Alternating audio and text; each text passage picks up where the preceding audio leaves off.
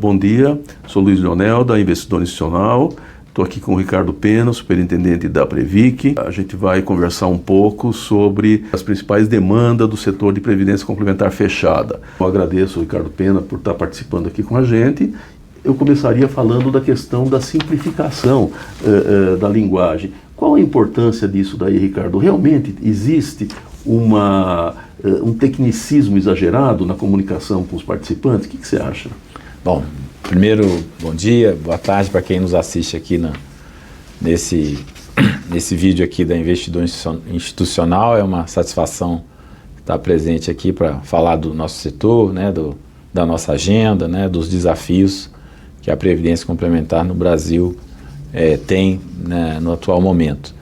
Bom, esse é um assunto importantíssimo, né, porque não só da iniciativa que veio do ministro, do Ministério, com o objetivo de simplificar, né, a linguagem, tornar a linguagem mais simples, acessível, compreensível no âmbito da Previdência Social e da Previdência Complementar, mas eu já tenho falado disso, inclusive numa própria entrevista que dei. Anteriormente você já vinha falando sobre isso. Já tinha falado sobre isso, que é uma preocupação e um item importante da nossa agenda, no sentido que as entidades têm que melhorar a comunicação, estar perto dos seus participantes e assistidos, né, entender a demanda que eles têm, exatamente para aproximar o cliente do produto, né, e tornar o produto mais atraente, mais engajado. Então, eu acho que tem muito tecnicismo, né, tem muito termo, jargão do mercado financeiro, tem palavras muito técnicas, e o nosso desafio é traduzir isso numa linguagem acessível, compreensível.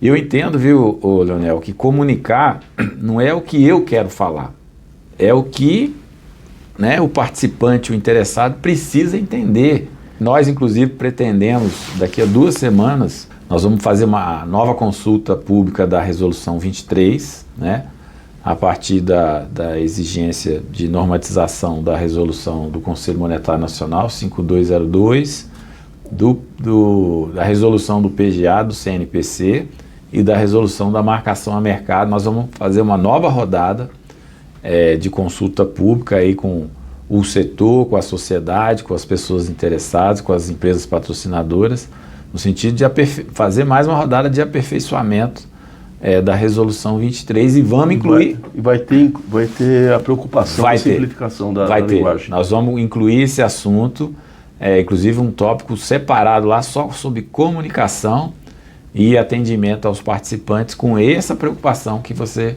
traz aqui, exatamente para desmistificar, né? Eu vejo, às vezes, leio informativos das entidades que precisam melhorar, informativos às vezes numa linguagem assim, é como se a entidade fosse um banco de investimentos. Entidade de previdência não é banco de investimento.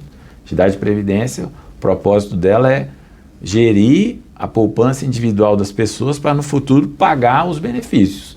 Inclusive falou que a preocupação do dirigente deve ser comunicar bem o produto. O sistema tem uma resistência a ver a previdência como um produto, né? Como vencer essa resistência?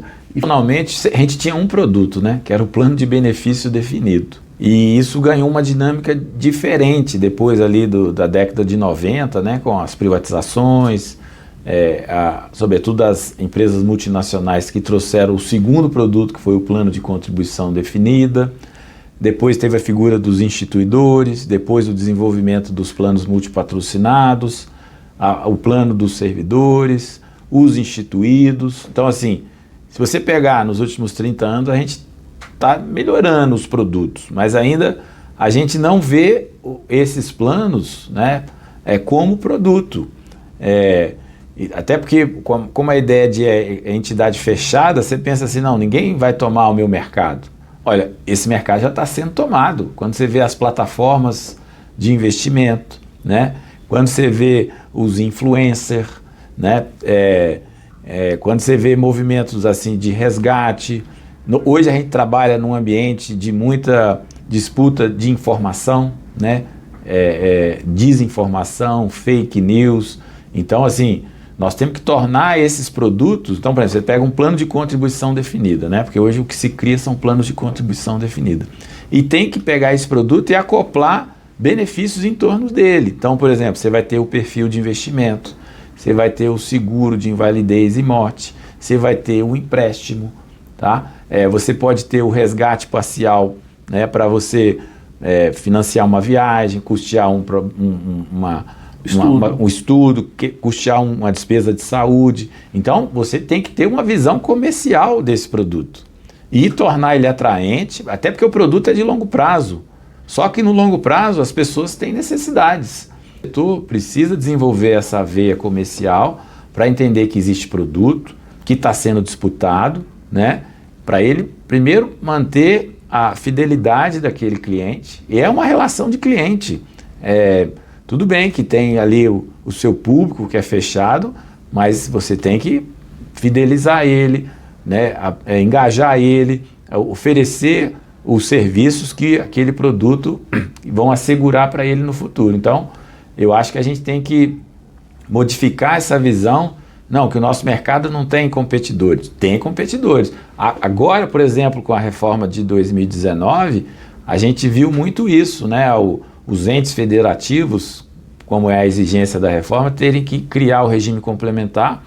E a gente viu aí, são 800 novos regimes, novos convênios de adesões que foram, na verdade, disputados por algumas entidades. Você tinha 20 entidades, por exemplo, que estavam disputando os entes, né? O Estado, o município, o Distrito Federal. Ele é um bom produto, é um produto que sabe arrecadar, sabe investir, tem boa governança, baixo custo e sabe pagar também. Eu acho que a gente tem que explorar aquilo que a gente tem que é a nossa riqueza, que é um bom produto, e incorporar essa visão mais comercial, exatamente para fidelizar o cliente e atrair novos clientes. Como um produto, a gente tem visto que o que tem crescido bastante são os multipatrocinados e os instituídos. Qual é o desenho da Previdência Complementar daqui para frente? A procura das entidades multipatrocinadas, e algumas até ligadas a bancos, né? Você vê que a entidade multipatrocinada ela é como se fosse o meio do caminho entre a entidade fechada e a entidade aberta. Até porque alguns bancos, sobretudo, eles têm um cardápio, né? Então, quando eles vão nas empresas, às vezes até clientes, né, do ambiente de reciprocidade que eles têm, eles oferecem ou entidade fechada ou entidade aberta. Esse é o mercado que está crescendo. E esse mercado está crescendo exatamente por esse movimento. Às vezes uma empresa, a gente viu algumas empresas multinacionais abrindo mão de ter uma entidade para ir para uma entidade multipatrocinada. Então, é um movimento de consolidação. Você vai me perguntar, mas poderia ser mais acelerado? Poderia. A gente viveu isso no setor bancário, né? O setor bancário, quando a inflação, ali a partir do Plano Real, ela caiu e de forma consistente, a inflação, ela mascarava muito essas ineficiências e você teve uma consolidação bancária. No nosso setor, acho que a taxa de juros faria esse papel, né? Porque a taxa de juros, quando ela vai para patamares mais baixos, você também tem o problema do custo. E isso, com certeza, forçaria uma consolidação. Só que o Brasil ainda é um país de taxa de juro real alta, né? Então, essa consolidação, às vezes, ela é pendular, né? Você não viu com tanta velocidade como foi no setor bancário. Então, eu acho que o futuro do nosso setor tem a ver com os planos, né? Ou seja, se nós vamos ter 200 entidades, 150, isso vai acontecer em função dessa consolidação, mas o número de planos talvez possa crescer exatamente porque você vai ter que ofertar. E mais, viu, Leonel, eu acho que o Brasil, pelo estágio da demografia brasileira, em algum momento nós vamos ter que fazer uma reforma não paramétrica da Previdência para obrigar os novos entrantes, por exemplo, a terem a Previdência complementar. Por que eu falo isso? Porque hoje você tem, porque a base da Previdência Social é a demografia, né? Ou seja, você tem uma população jovem que vai sustentar o pacto geracional daqueles que aposentam. Então hoje, como você tem, o Brasil está perto ali e tá envelhecendo rápido, está perto de perder o bônus demográfico, né? E a população começar a diminuir, então isso vai jogar uma pressão muito grande no financiamento da Previdência Social. E aí o modelo vai ser o quê? Você vai ter um piso, né, na Previdência Social, e obrigatoriamente você teria que ter um segundo pilar em que você teria uma previdência complementar obrigatória. Então isso vai, de alguma forma, incentivar o nosso setor nessa formatação de novos planos de previdência. E eu falo isso por quê? Porque você vê as gerações dos novos entrantes no mercado de trabalho. Hoje, você falou muito bem, você tem formas do mercado de trabalho hoje que tem o problema da informalidade, né? Tem o problema de contratos temporários, contratos fluidos, né? Contratos que não têm aquela rigidez, e o nosso setor precisa adaptar esse modelo do mercado de trabalho, né? Então hoje, por exemplo, a Abrap discute, né, com o iFood, com o Uber, a 99, modelos em que você, que a gente chama de micropensões, né? Em que você vai formar um plano de previdência com essa flexibilidade, pequenas poupanças, né? Poupanças às vezes intermitentes, e o importante é você formar a poupança. Feito recentemente uma mudança no PGA para permitir o uso desse plano de gestão administrativa, né, fazer investimentos no crescimento do negócio de previdência, né, exatamente para conseguir ser competitivo, né, nisso como um produto. Né? Essas mudanças já estão sendo usadas pelos fundos de pensão? Quando eu retornei agora nessa segunda passagem, no início de 2023, tinha uma proposta lá na Previc muito restritiva do uso do PGA. Era assim, 5% só para destinar para essas iniciativas de fomento e desenvolvimento da Previdência. Nós pegamos esse texto, estudamos bastante, até com a experiência acumulada que a gente tinha, no sentido de flexibilizar mais o PGA, mantendo a coerência, sobretudo porque o PGA ele ajuda a financiar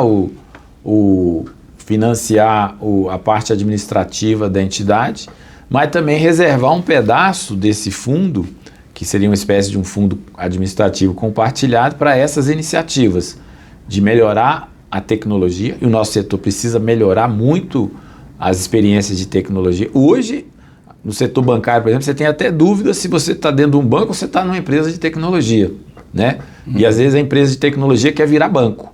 Então, o nosso setor ainda precisa melhorar, e isso tem a ver com o produto, precisa melhorar muito o ferramental de tecnologia, né? De extrato, de acesso, de resposta, a experiência do cliente, e isso se faz investindo muito em tecnologia.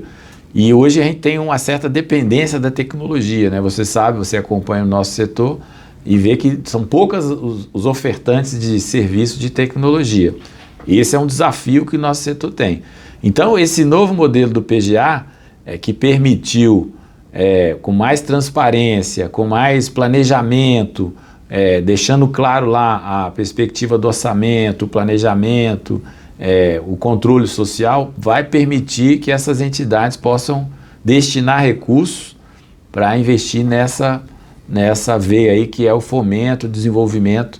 Então, assim, o movimento ainda é incipiente. Eu vejo ainda poucas entidades, mas há uma preparação exatamente para aperfeiçoar essa parte administrativa, de tecnologia, a parte comercial, porque também esse fundo, o objetivo dele é esse. Tem que ser vendido. Tem que ser vendido, ter preocupação de permanentemente olhar a demanda do cliente, satisfazer a demanda do cliente, para que o produto permaneça vivo. Então, a ideia dessa resolução do CNPC foi no sentido de alargar as possibilidades da regulação para que as entidades desenvolvam ações que ajudem a estimular. Nós lá na Previc temos uma comissão de fomento em que a gente quer preparar um documento, né, um Plano Nacional de Fomento e Desenvolvimento da Previdência Complementar para os próximos, um horizonte aí de 6 anos, em que a gente vai listar várias ações, determinar um prazo, determinar os responsáveis, determinar quanto custa, até para ser um documento não só do Estado, mas também do mercado, para nos guiar, né? O mercado segurador fez isso, eu acho que é uma boa iniciativa, né? Porque todo mundo fala de fomento, então nós precisamos organizar essa agenda. Em tecnologia, vocês fizeram uma experiência recente de uma parceria com o governo, com a Secretaria de Assuntos Estratégicos, não, a Secretaria de Gestão Estratégica, né? Para fazer o painel de vocês. De Secretaria de Governo Digital. De Governo Digital. né? E conseguiram, através dessa parceria, trazer tecnologia para o sistema e criar esse painel que apresenta de uma forma sintética e simples as informações para os participantes de cada entidade, as informações básicas por enquanto, né? Como essa experiência poderia ser utilizada, transportada também para as entidades individuais? Então, esse foi um projeto que a gente está desenvolvendo lá, estamos desenvolvendo. Ele foi uma primeira iniciativa, né, de lançar esse painel do cidadão, trazendo informações, né, num primeiro momento mais detalhadas de cada plano, de cada entidade, para o participante, o assistido, ver a entidade e o plano dele e poder acompanhar. Rentabilidade, patrimônio, porque às vezes a gente... Rentabilidade ainda não. A rentabilidade ainda não, mas vai estar num segundo momento. E premissas atuariais, indicadores, até para ele poder comparar com, né, naqueles segmentos de supervisão que a gente tem. Então, assim, é uma espécie de um painel que a gente quer, inclusive, ter mais painéis, né? Esse ano nós estamos pretendendo lançar um painel com um ranking de reclamações das entidades. A gente vê que as entidades, às vezes, elas não atendem o participante. Quem está atendendo é a Previc. Nós queremos que a entidade faça um primeiro atendimento lá no seu local, né? Com a central de atendimento, às vezes presença física, atendimento físico, porque o público a gente tem pessoas idosas que ainda estão acostumadas do ponto de vista geracional, né? Presencial. Outros já querem um atendimento mais rápido, um atendimento tecnológico, um atendimento virtual. Então, as características que cada entidade vai disciplinar. Então, o painel, o objetivo dele, no primeiro momento, é quebrar aquela ideia, né, de que o fundo de pensão retém a informação. Não, o fundo de pensão é transparente, ele está ali para gerir os recursos de terceiro e dar as informações que o participante quer, até porque o dinheiro é do participante. Então, nossas iniciativas são no sentido de aprofundar esses painéis. Vamos lançar o painel das reclamações, queremos criar um índice de transparência e governança, como tem lá no RPPS, tem lá, o Ministério tem o índice de situação previdenciária dos RPPS. Nós queremos também lançar um índice, porque isso de alguma forma vai forçar as entidades ao quê? Olha, eu estou ruim no ranking, eu estou ruim no índice, o que eu tenho que fazer para me melhorar? E eu acho que a ideia da tecnologia é isso, a informação hoje ela tem valor, né? E a gente quer transmitir para o setor que ela tem que cuidar da informação, tem que cuidar da comunicação e tem que cuidar do atendimento ao participante. Então, você vê, primeiro, o uso da expressão mais ou menos generalizada de imunizar carteiras, né? E como que os gestores devem enfrentar esse momento de taxa de juros alta, né, com a capacidade de analisar investimentos alternativos? Então, essa é uma boa pergunta, uma pergunta difícil, né? Eu acho que nós estamos numa situação assim complexa, né? Porque realmente você tem um cenário econômico em que a taxa de juros está muito elevada, né? A NTN-B hoje paga de 10 anos, 20 anos, paga 7,2 em termos reais, mais a inflação, né? Então, isso conduz as decisões um pouco com esse parâmetro, né, de um ativo que, na verdade, passa a ser a âncora das decisões e o critério principal da montagem do portfólio. Agora, eu vejo com bastante preocupação, porque o pressuposto básico das finanças é que você diversifique os investimentos, tome risco adequado, né, diminui o risco, ou seja, você monta uma cesta baseado nas condições macroeconômicas, sobretudo um portfólio que é de longo prazo. Então, quando eu escuto assim, eu vou imunizar a carteira, para mim significa que ele vai concentrar ativos. Eu não acredito muito nesse termo, porque nem a Covid nós conseguimos imunizar, né? Ou seja, você ainda tem que tomar vacinas para reduzir aquele grau de afetação que você está suposto. O que se faz é um cash flow, né? Você faz um match do cash flow. E isso traz um risco também, porque esse ativo ele tem risco, mesmo sendo um título público, ele tem risco. A dívida pública tem risco. Ele vai vencer, ele tem um vencimento, você tem um risco que é o risco de reinvestimento. Então, hoje a taxa de juros está 7.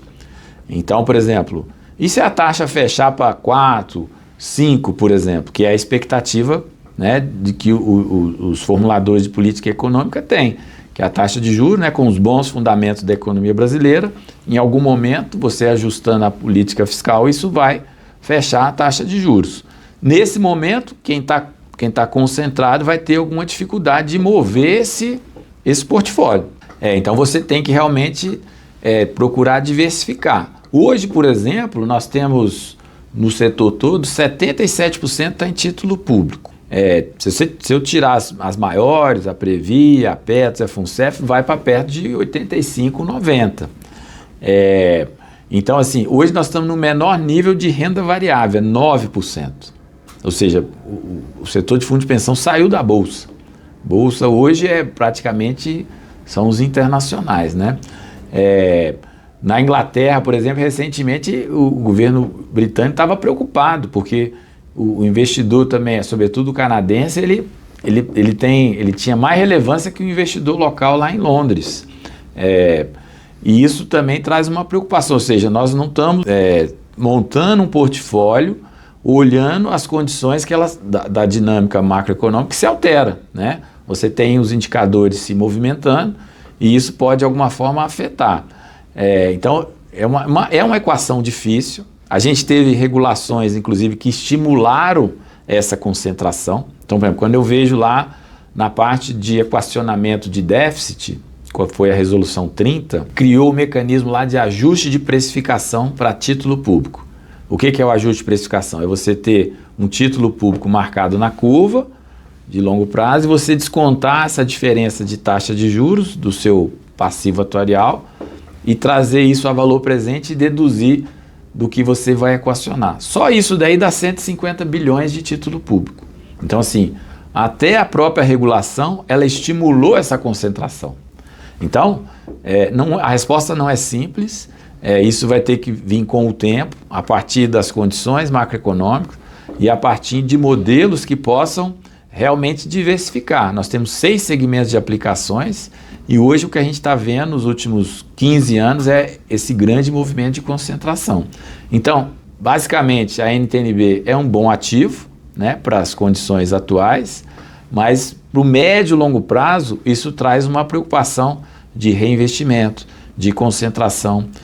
Eu acho, assim, é uma crítica que eu faço, que a gente está desaprendendo a diversificar. Talvez nós vamos ter que voltar a estimular esse mecanismo, porque ele, num regime de capitalização financeira, é ele que vai assegurar o desempenho. Você toma um risco maior num ativo, um risco menor no outro ativo, e no final você equilibra o resultado a partir dessa composição do seu portfólio. Olhando as características, se é um plano BD que já está com uma massa, com idade mais avançada, se é um plano CD mais novo. Eu, por exemplo, fui gestor da Funpresp, eram 2 planos em que a idade média dos entrantes era 30 anos, ou seja, você ainda tinha mais 30 anos de acumulação. Então o apetite a risco deveria ser maior nesse perfil de plano. E a gente não vê isso, a gente vê concentração em título público. Então, assim, eu não tenho uma resposta pronta, só que a gente está bastante atento a esse movimento do que está acontecendo, né? Porque hoje o fenômeno é imunizar, e imunizar é o contrário.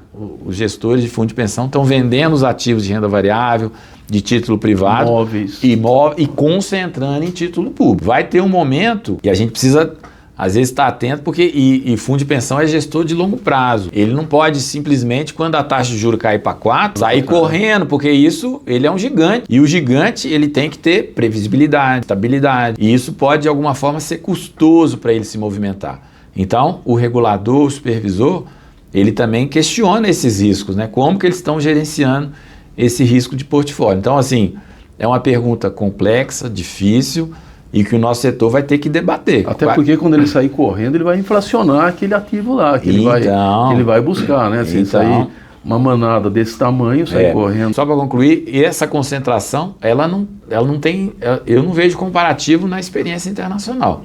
Até porque na experiência internacional você tem essa busca por ativos de renda variável, ativos alternativos, investimento no exterior. Um mix. Um mix. Você monta o portfólio a partir dessa composição da sua carteira. E aqui a gente está no movimento contrário. É lógico que isso não vai se sustentar, até porque a própria dinâmica da dívida, a trajetória da dívida, vai mostrar que 7% real, isso de alguma forma exponencializa o tamanho da dívida e traz mais risco, inclusive, para a gestão da dívida. Então, eu acho que quando a gente tiver condições da taxa de juros em condições de patamares menores, isso traz um desafio e os fundos vão ter que estar preparados para esse cenário. Eu vislumbro que esse cenário ele vai chegar e ele não está longe de chegar. E aí isso vai forçar, talvez, esse movimento e a gente espera que ele seja planejado, né, previsível, para que isso também não traga ruído na gestão do portfólio de investimento das entidades. Um dos ativos que os fundos de pensão falam bastante, mas fazem pouco, são ISG. Né? E se olhar com mais atenção para esses ativos, como que você vê a questão de energias renováveis colocado no radar dos fundos de pensão? Então, nós fizemos agora, em março, né, a alteração da resolução do Conselho Monetário Nacional, a 5202, que trouxe essa perspectiva, né, novos ativos, a exigência que as entidades incorporem o critério ESG na sua avaliação dos ativos que elas vão poder incluir na carteira. Estamos pretendendo nessa consulta pública daqui a 15 dias estipular critérios, né, de materialidade, relevância, porte e complexidade para que as entidades no horizonte aí de 4 anos elas já possam ir incorporando, nesse exemplo que você deu de um fundo de pensão holandês, elas possam incorporar essa avaliação do critério ambiental, social, de governança e também de integridade dentro do seu portfólio. O Brasil tem uma riqueza verde, economia verde, climática muito grande, tanto que os países, inclusive, estão olhando para o Brasil, né? O BNDES tem um fundo de clima que tem aporte de fundos soberanos de outros lugares do mundo. O próprio Tesouro lançou Green Bonds, agora fez captações com dinheiro já vinculado a investimento nos biomas verdes no Brasil. Então, assim, as finanças sustentáveis elas estão entrando na agenda brasileira, né? É lógico que, por exemplo, agora nos Estados Unidos, você citou um gestor americano, que essa agenda perdeu relevância, né? Lá, a preocupação lá do presidente é perfurar, drill baby drill, né? Ou seja, perfurar. Os europeus têm uma visão ainda bastante preocupada com isso, porque isso vai impactar o mundo, né? Ou seja, a economia não vai se sustentar, né, com esse perfil que não olha para o desenvolvimento da economia verde. E o Brasil já tem vários experimentos, né? Então, eu acho que tem um grande potencial. Os fundos de pensão, como investidores de longo prazo, que tem tempo, né, que tem capacidade, não é investimento de tesouraria, né, de comprar e vender no mesmo dia, mas são gestores de longo prazo. Eles vão ter que entrar nessa agenda. Vejo com bons olhos essa iniciativa. Nós vamos estimular, nós não vamos obrigar e vamos segmentar por módulo. Nós também não queremos, viu, assim, mais um produto para consultoria, não. Nós queremos uma coisa que as entidades elas possam se apropriar, né, ter sensação de pertencimento, de que isso é importante na realidade do portfólio. E aí eu estou falando da entidade pequena, média, grande e a gigante, e vamos criar os conceitos para que as entidades possam fazer, não é propaganda, né? Vamos começar pequeno, pegando um segmento, um ativo, e algumas já tem, inclusive, a gente fez essa rodada, nosso diretor de normas, o Alcinei, ele fez uma rodada aí com as grandes, rodada, né? Fez uma entidade com as médias, as pequenas, as associações, até para coletar essas sugestões, né, e a crítica, os subsídios, para a gente fazer a consulta pública.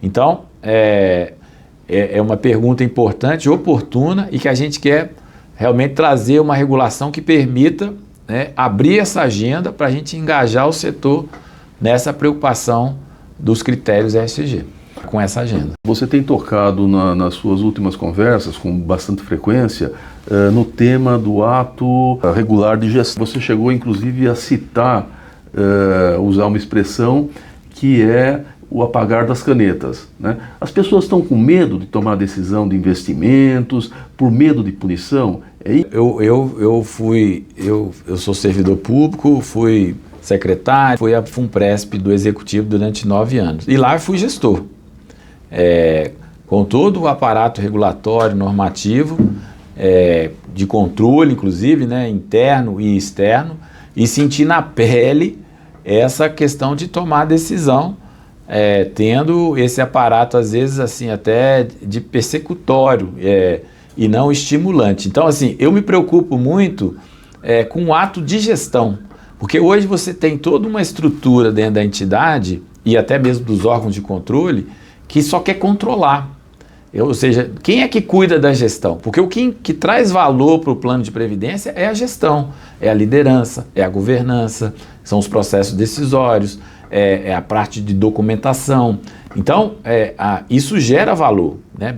Boa governança gera valor em termos de performance de resultado financeiro. Então, a gente tem que estimular que o gestor esteja capacitado, bem treinado e que ele queira fazer o que é certo, o que é regular, né? Porque aquilo que é irregular, nós não compactuamos com o que é irregular e vamos usar com severidade o regime sancionador. Agora, aquele gestor que está imbuído de fazer boa gestão, cumprir o seu dever fiduciário, nós temos que estimular a gestão dele. Então, por isso, a ideia de que o ato de gestão ele vai ser preservado, né? Ou seja, se ele fizer de maneira refletida, informada, sem interesse, com base em nota técnica, parecer jurídico, boa governança, isso vai ser protegido. Então, apagão de canetas, eu acredito nisso porque eu vivi na pele. Eu vivi na pele porque eu era cobrado, eu tinha que dar resultado, e o gestor também é cobrado e ele tem que dar resultado. Então ele precisa ter a segurança jurídica para ele tomar as decisões, porque a decisão dele, ele tem, na verdade, Leonel, ele tem dever de diligência, ele tem que ser diligente naquele processo decisório. Ele não tem dever de resultado. O resultado, ele é fruto dessa boa governança e gestão. Então nós precisamos preservar o ato de gestão para tirar essa ideia das decisões subótimas, do apagão de canetas, né? Do ambiente de paura que se instalou no nosso setor. Não, eu tenho medo da fiscalização. Eu vou preferir tomar a decisão que é a mais simples, às vezes comprar um título público, às vezes de analisar um ativo que tem uma taxa de retorno, sopesado o risco, que vai ser atraente para as características do plano. Então, nós estamos tomando algumas iniciativas para fortalecer o ato de gestão, regular de gestão, criando os parâmetros, né? A nossa fiscalização agora vai estar parametrizada para isso. Fizemos isso na Resolução 23, isso foi confirmado no acordo do TCU e agora nós queremos incluir isso no decreto do novo regime sancionador, exatamente para trazer segurança jurídica, né? Para ter o parâmetro da supervisão. A supervisão agora, ela não vai lá só para olhar para o passado, não, ela tem que olhar o ambiente, o contexto de decisão que o diretor tinha. O diretor, na verdade, naquele momento, quais eram as opções que ele tinha? Por que ele tomou aquela decisão? Ela está lastreada em documentação, fundamentação jurídica, boa governança, segunda opinião, enfim. Isso é que vai definir essas condições. E assim, nós não estamos inventando a pedra. Isso já é usado no Banco Central, na CVM e até as experiências internacionais. Então, ato regular de gestão é isso, é você dar as condições para que o gestor da entidade possa tomar a melhor decisão em prol do plano, em prol da entidade e em prol dos participantes. Quando é que vai sair isso daí? Está tudo pronto. Está tudo pronto, a gente já discutiu com o Ministério da Previdência, com a Secretaria de Previdência, foram feitos ajustes, fomos na Casa Civil também, discutimos, né?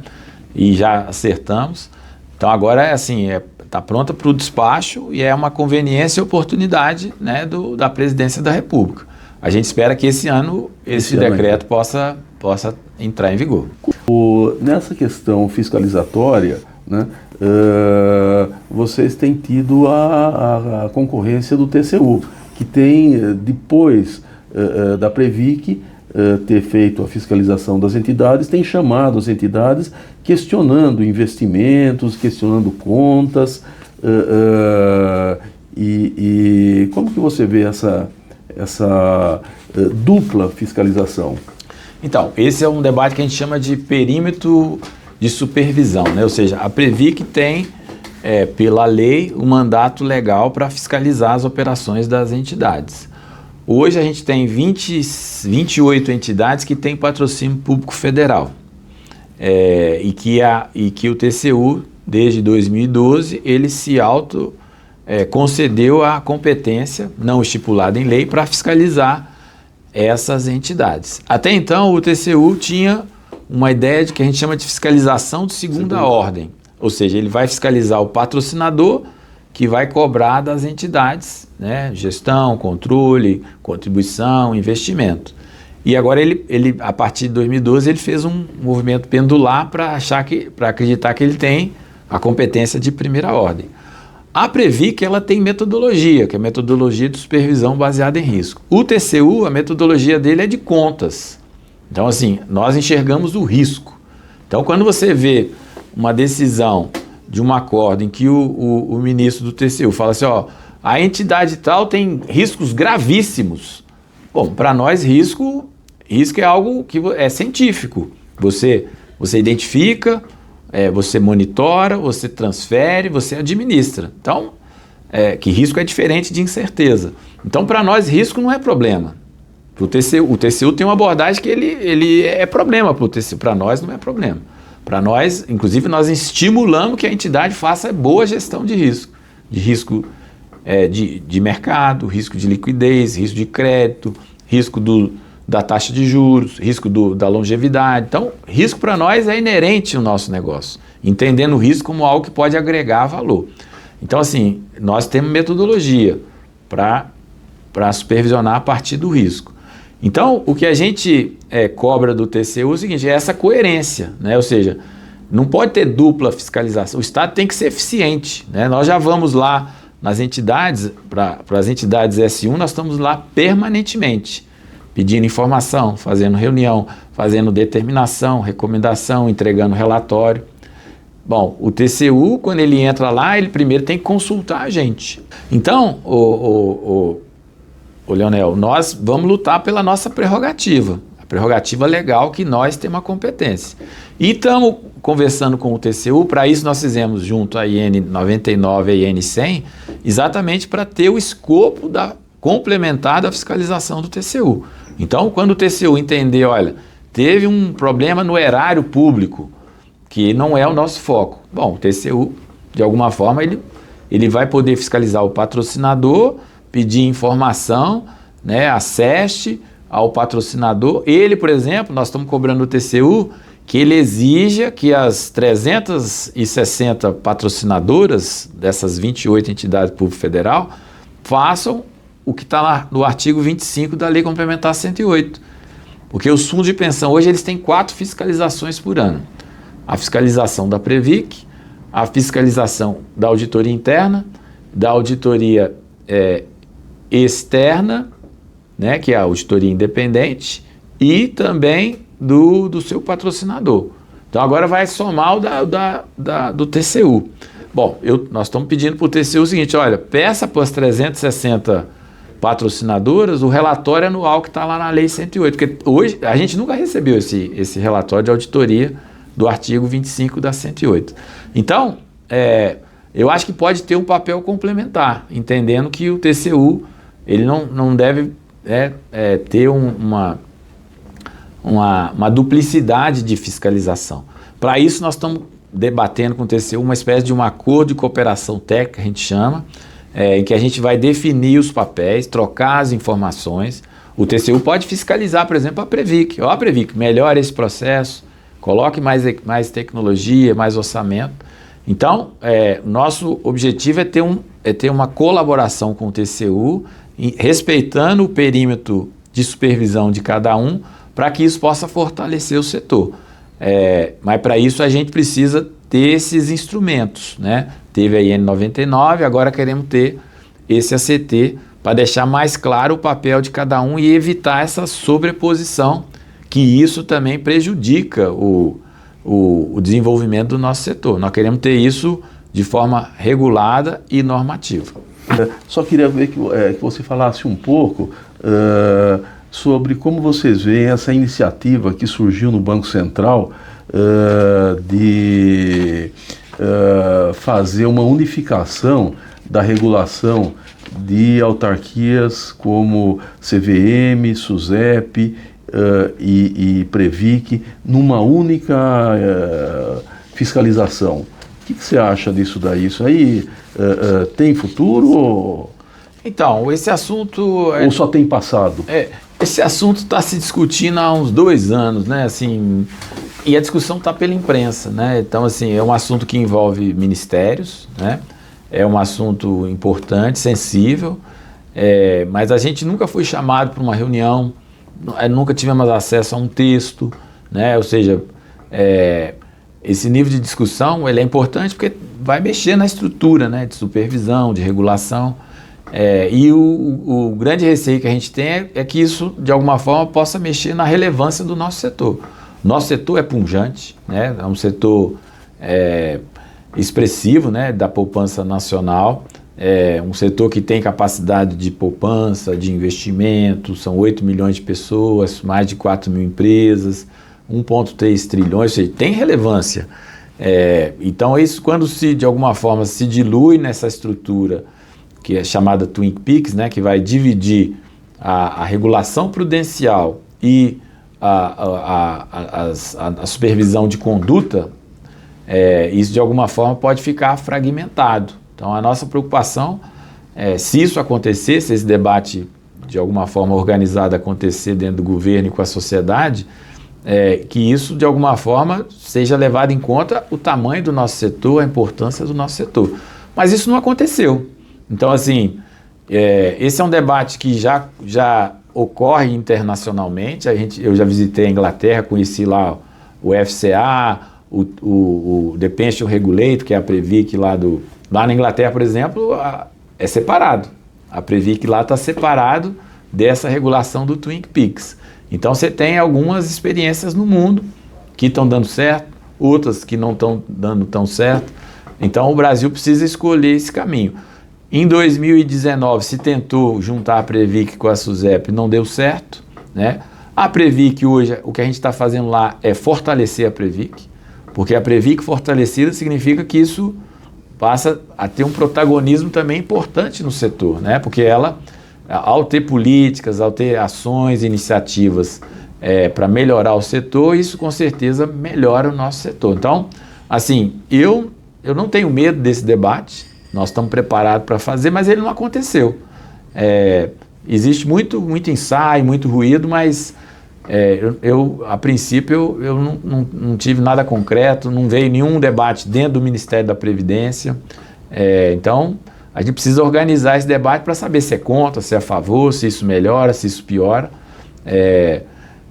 E é assim que a gente está posicionado. Hoje o nosso trabalho tem sido no sentido de fortalecer a Previc, né? Assegurar que a Previc tenha mais gente, mais orçamento, mais tecnologia e organize uma boa normatização. Porque nós também não queremos ter excesso de normatização, não.